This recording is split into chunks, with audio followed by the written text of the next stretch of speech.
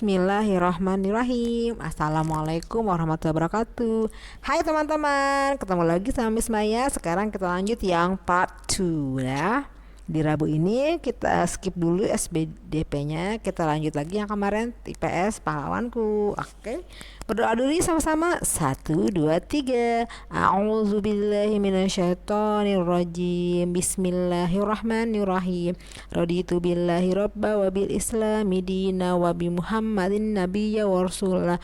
Rabbi zidni ilma warzuqni fahma. Rabbi shrah li sadri wa yassir li amri wahlul 'uqdatam min lisani yafqahu qawli. Amin ya rabbal alamin. Oke, sudah siap kan teman-teman untuk belajar IPS-nya? Sekarang kita review dulu yuk yang kemarin. Siapa di sini yang sudah paham pahlawan itu apa? Yo, apa itu pahlawan?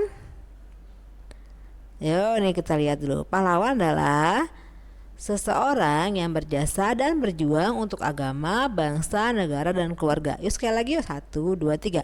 Pahlawan adalah seseorang yang berjasa dan berjuang untuk agama, bangsa, negara, dan keluarga. Nah, kalau pahlawan dalam hidupku adalah seseorang yang berjuang dan berjasa di dalam hidupku. Oke ya, next. Nah, ini ada beberapa gambar pahlawannya ya. Nah, ini kemarin nih, kerajaan tertua apa namanya? Salaka Negara pada tahun ke-200 atau abad kedua di Jawa Barat. Kedua, kerajaan Hindu tertua apa? Kutai pada abad keempat di Kalimantan Timur. Kerajaan Buddha tertua Sriwijaya pada abad ke-6 di Sumatera Selatan, dan kerajaan Islam tertua Perlak abad ke-8 tahun 1840 ya di Aceh. Dan kerajaan terbesar adalah kerajaan Mataram, bukan Matraman ya, Mataram. Oke. Raja Purnawarman dari kerajaan dari mana? Tarumanegara. Ingat ya, Ciarten. Sedangkan Bala Putra Dewa dari Sriwijaya. Ya, ini Buddha dari Cina. Kalau Raja Purnawarman itu kerajaan Tarumanegara Hindu dari India. Nah, next. Nah, ini dia. Mahapati Gajah Mada, tadi nama kerajaan adalah kerajaan Mataram, terbesar ya di Indonesia. Kemudian sukunya Jawa, dan akhirnya ingat gak Mahapati Gajah Mada ini? Kenapa terkenal banget? Karena janjinya, sumpahnya ya, sumpah palapa, tidak akan makan buah palapa kalau belum menyatukan Indonesia atau Nusantara. Jadi kemana yang salah nih? Jawabannya Hayam Wuruk. Hayam Wuruk itu rajanya. Nah, Candi Penataran. Nah, sekarang kita bahas sama-sama ya. Jawab yang kencang ya. 1 2 3. Kerajaan pertama di Indonesia adalah Salaka Negara. Good job. Kerajaan Hindu pertama di Indonesia adalah Kutai. Kerajaan Buddha pertama di Indonesia adalah Sriwijaya. Kerajaan terbesar di Indonesia adalah Mataram. Prasasti Ciareten merupakan cetakan kaki Raja Purnawarman. Ya. Ya, Purnawarman, jangan salah-salah. Dan salah di sini banyak ya. Gak apa-apa, kok sekarang jangan lagi. Yang keenam, kerajaan Islam pertama di Indonesia adalah kerajaan tadi Perlak. Patih yang sangat terkenal, sukses, mandiri, dan sangat menyayangi masyarakatnya adalah Patih Gajah Mada. Ingat ya, Patih Gajah Mada. Nah, sekarang kita lanjut Pangeran Diponegoro. Siapa sih yang kenal Pangeran Diponegoro? Nah, yuk kita baca kisahnya. Pangeran Diponegoro Perang Diponegoro terjadi pada tahun 1825 sampai dengan 1830. Perang Diponegoro merupakan salah satu perang terbesar yang pernah dialami oleh Belanda selama masa pendudukannya di Nusantara. Peperangan ini terjadi secara menyeluruh di wilayah Jawa sehingga disebut Perang Jawa.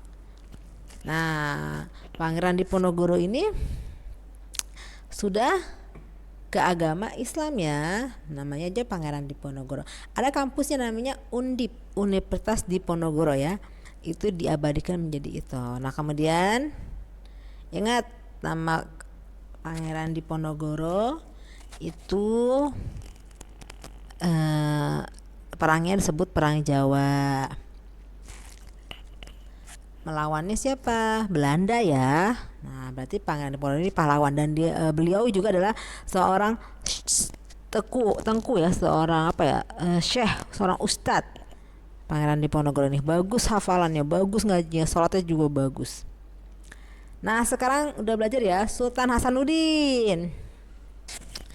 Sultan Hasanuddin ya, raja dari kerajaan Islam Goa Talo di Makassar, Sulawesi Selatan. Oleh Belanda, ia dijuluki ayam jantan dari timur karena kegigihan dan keberaniannya melawan Belanda. Ia membela kepentingan kerajaannya dan kepentingan rakyatnya dengan gigih. Ia berusaha menegakkan kedaulatan dan memperluas wilayah kerajaan. Ia berhadapan dengan Arupalaka, Raja Bone yang dibantu oleh Belanda. Sultan Hasanuddin dikenal arif dan bijaksana.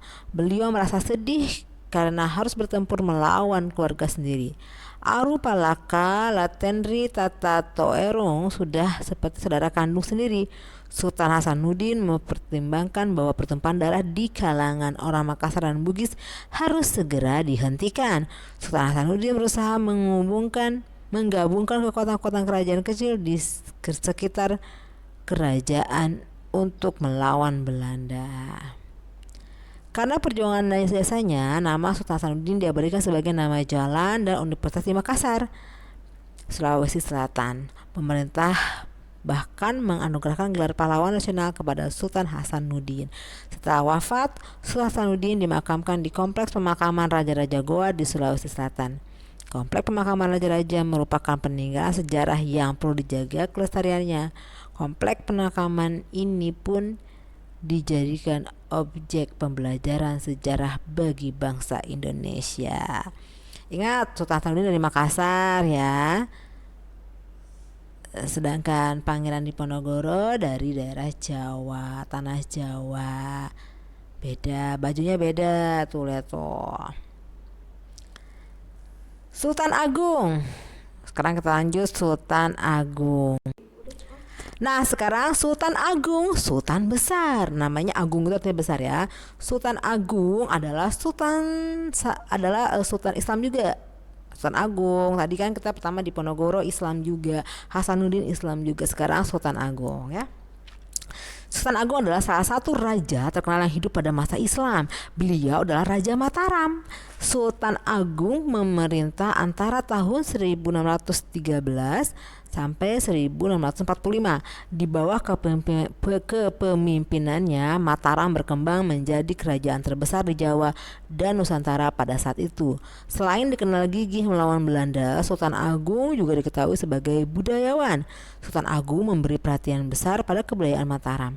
Beliau memadukan kalender Hijriah yang dipakai di pesisir utara dengan kalender Saka yang masih dipakai di pedalaman. Sultan Agung juga dikenal sebagai penulis naskah sastra gending. Sultan Agung menetapkan bahasa Bagongan sebagai bahasa yang harus digunakan oleh bangsawan dan pejabat di lingkungan keraton yang menghilangkan kesenjangan. Jadi dulu kan di keraton itu ada kesenjangan, ada bahasa orang abdi dalam gitu ya, ada bahasa-bahasanya. Tapi ketika Sultan Agung memimpin, beliau membuat bahasa yang baru, yaitu bahasa Bagongan yang tidak ada gap, tidak ada jarak antara orang bangsawan dan orang biasa. Nah, kita fokus dulu sama Sultan Agung ini. Sultan Agung ini memimpin Mataram, kerajaan terbesar Islam ya, setelah Majapahit. Ya, Majapahit kan duluan ya. Ini kata Mataram ini adalah kerajaan Islam terbesar. Oke. Nah, dipimpin oleh seorang sultan namanya Sultan Agung. Beliau juga syekh juga ya, maksudnya berustadz juga. Nah, ingat ya, kalender Hijriah disatukan dengan kalender apa tadi? Kalender Saka. Nah, itu adalah Sultan Agung. Tahu kalau ada soal siapakah pahlawan yang memimpin kerajaan Mataram yang dapat menciptakan kalender Hijriah dan Saka menjadi satu, jawabannya adalah Sultan Agung. Alright. Nah, sekarang siap ya. Kita lanjut, ini kesukaannya Miss Maya nih. Kapiten Patimura.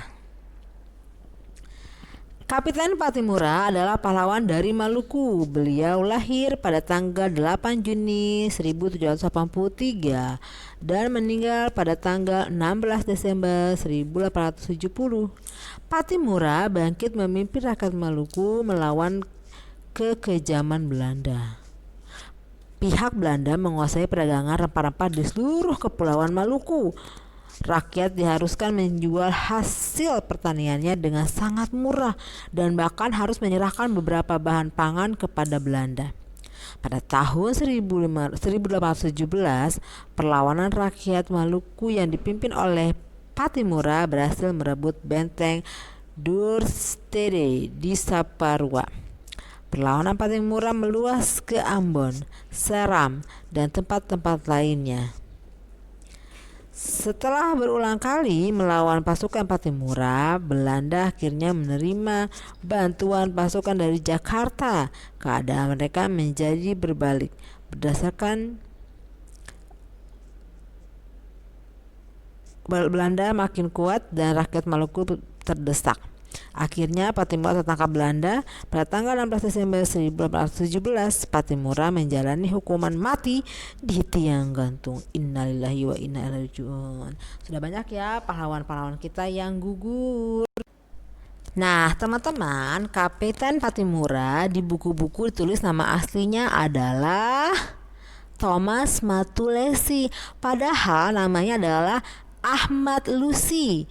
Nah, Ahmad Lusi ini adalah anak dari seorang tokoh Islam. Jadi Kapten Patimura ini orang Islam juga sayangku.